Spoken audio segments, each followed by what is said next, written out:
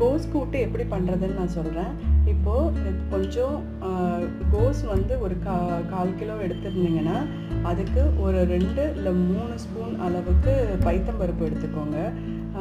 எடுத்துக்கிட்டு அதை என்ன பண்ணணும்னா குக்கரில் வச்சு ஒரு 2 விசில் விட்டு எடுத்துக்கோங்க.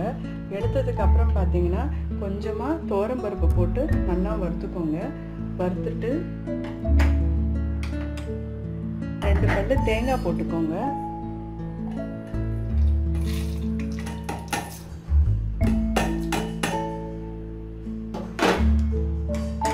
இப்போ இதில் காஞ்ச மிளகா போட்டிருக்கேன்.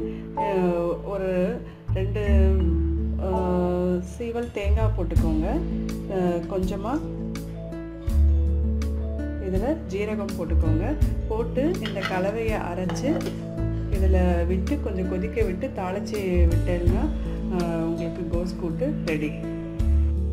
இப்போ பார்த்தேன்னா அரைச்ச விழுது கொஞ்சம் மஞ்சத்தூளும் போட்டு இதை அரைச்சி வச்சுருக்கேன். இந்த அரைச்ச விழுதை இதில் விட்டுக்கோங்க.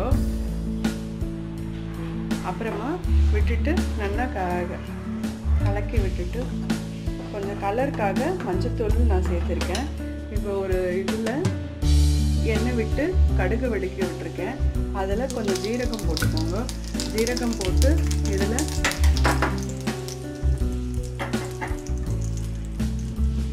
தாளிச்சு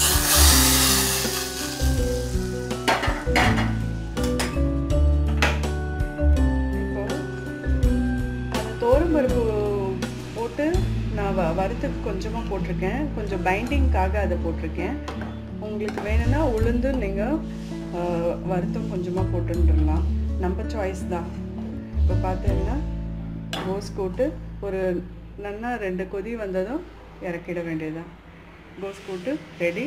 நீங்களும் ஆற்றுல செஞ்சு பார்த்துட்டு சொல்லுங்கள். தேங்க்ஸ்.